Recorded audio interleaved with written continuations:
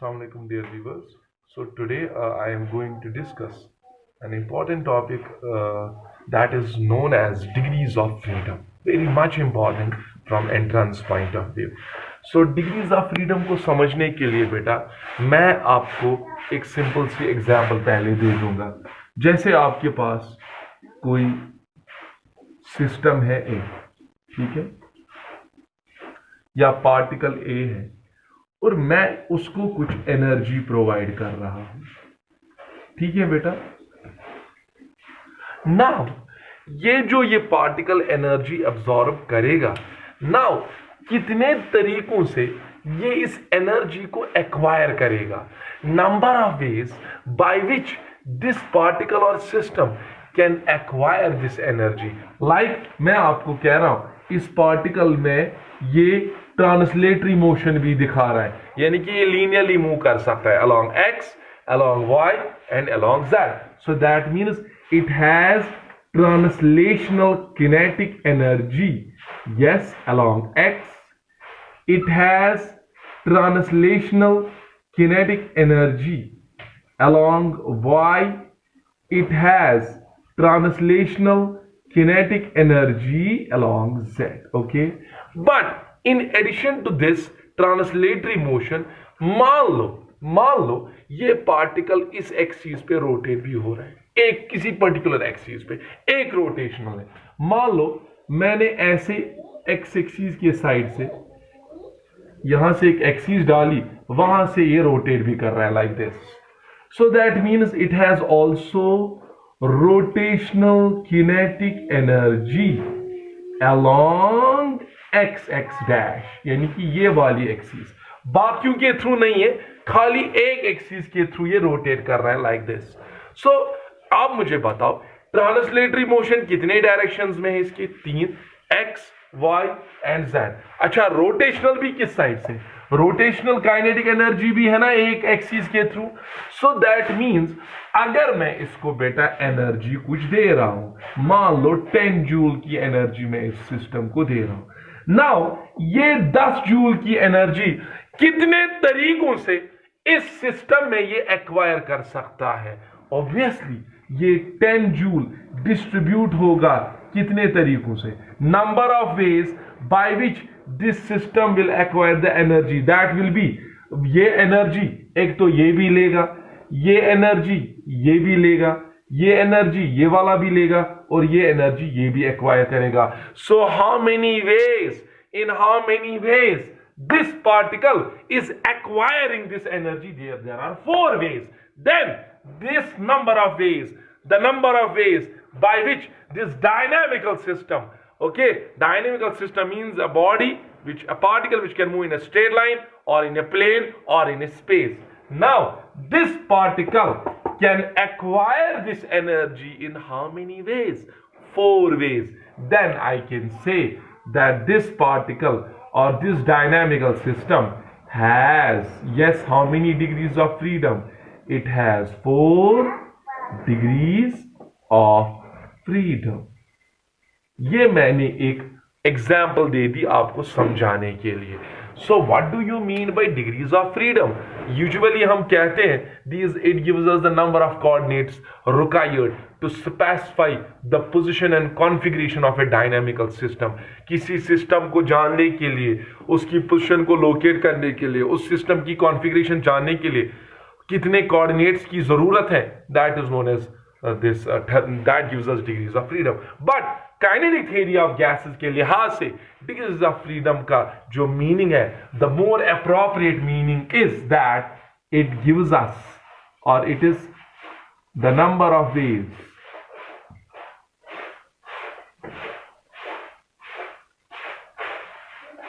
By which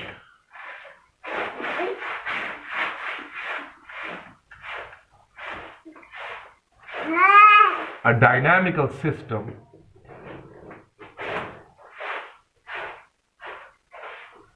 can acquire energy, can acquire the energy. Is that clear? कितने तरीकों से, जैसे मेरे पास like I have 1000 rupees. Now मैं कितने तरीकों से इस 1000 रुपए को खर्चा सकता हूं, that will give me the degrees of freedom. यानी कि मान लो मैं इन 1000 रुपीज में कोई पर्टिकुलर चीज नहीं ला सकता हूं, मुझ में कितने डिग्रीज हैं, लाइक मैं इस 1000 रुपए में रोटी ला सकता हूं, इस 1000 रुपए में मैं लाइक ब्रेड और milk something else I can take, I can buy, but there are certain things which I cannot buy with this 1000 rupees. So that means कितने तरीकों से मैं इस 1000 रुपए को खर्चा सकता हूं। देखो मान लो 3 तरीके हैं, एक तो दूध ला सकता हूं, रोटी ला सकता हूं फॉर इंस्टेंस, ओके, और लाइक वेजिटेबल या कुछ ऐसा कुछ लाना है तो 3 तरीकों से मैं इस 1000 रुपए को खर्चा सकता हूं। So how many degrees of freedom it has? 3। अच्छा, मेरे पास 10,000 रुपए है, मैं इन 10,000 रुपए में क्या क्या कर सकता हूं? मुझे घर में पहले ही कहा गया है you can do one thing. आप एक काम कर सकते हो, आप इसमें एक तो कुछ आप ग्रोसरीज ला सकते हो, आप वेजिटेबल्स या आप मिल्क लाओगे, और आप एक और चीज है जो आप ला सकते हो। Suppose there are 3 things which you can buy from this 10,000 rupees. So मुझे पहले ही restriction रखी गई। So how many degrees of freedom I have? I have only 3 degrees of freedom because I have only 3 ways by which I can utilize this money. So कितने तरीकों से मैं अपने पैसों को यूटिलाइज कर सकता हूं, that will give me the degrees of freedom. Same is the case for the particle or dynamical system. अगर मैं इस डायनेमिकल सिस्टम को एनर्जी दे रहा हूं, अब एनर्जी ये एब्जॉर्ब कर रहा है, अब ये इस एनर्जी को कितने तरीकों से एक्वायर करेगा, क्या क्या ये इस एनर्जी को कर सकता है, ये एनर्जी किस किस में ये यूटिलाइज कर सकता है, that will give you the degrees of freedom. समझ आया? मुझे पैसे 10,000 रुपए, मैं किस किस तरीके से इसको खर्चा सकता हूं। मुझे घर में पहले कहा गया इसमें ये ए लाना, बी लाना, सी लाना, डी नहीं लाना, ई नहीं लाना, एफ नहीं लाना, A item, B item, C item लाना है। So what does that mean? How many degrees of freedom I have? I have only 3 degrees of freedom. So now अब अगर एक्चुअल में बात करें, जैसे हमारे पास गैस मॉलिक्यूल्स हैं, like we have mono atomic gas. अब अगर पहले एक जनरल फॉर्मूला की बात करें जिससे बेटा आप डिग्रीज ऑफ फ्रीडम निकाल सकते हो, it is degrees of freedom is represented by F, it is equal to 3 times A minus are.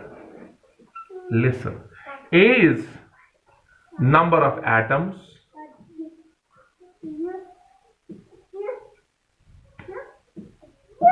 R is number of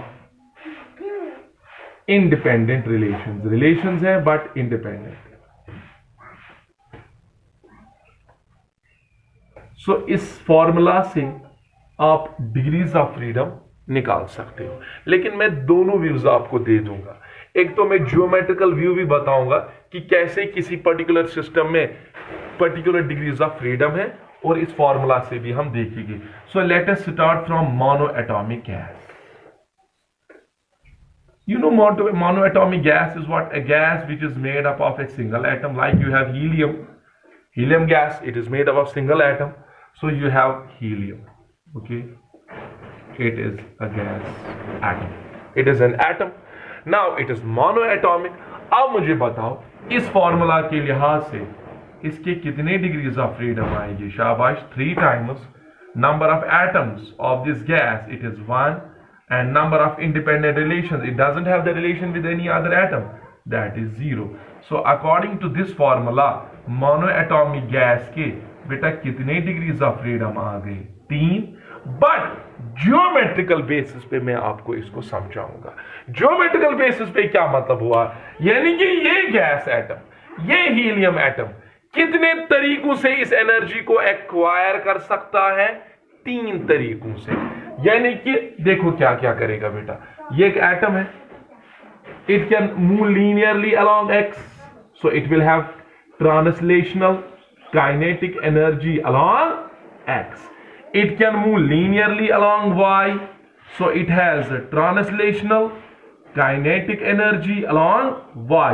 It can also move along z linearly, so it has translational kinetic energy along z. So that means पहले ये बात है कि पहले जो आप energy दे रहे हो तीन तरीके तो हैं यहां पे जिससे ये एक्वायर करेगा। अब आप कहोगे सर रोटेशन है इसमें, देखो मेरी बात सुनो, this helium atom, as far as this helium atom is concern, और ये जो गैस के जो एटम्स हैं, they are point masses, they behave as point masses because their size is so much small. और अगर आप इस एटम के थ्रू एक एक्सिस डालोगे, मान लो मैंने ऐसे एक्सिस डाली एक्स एक्स डैश, तो ये जो एक्सिस है ये किसके थ्रू जा रही है, पॉइंट मास के through.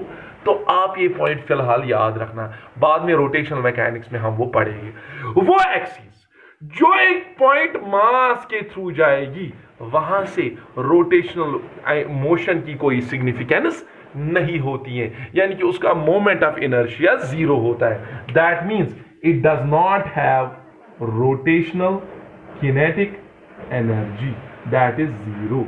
along x axis it is rotational kinetic energy is zero.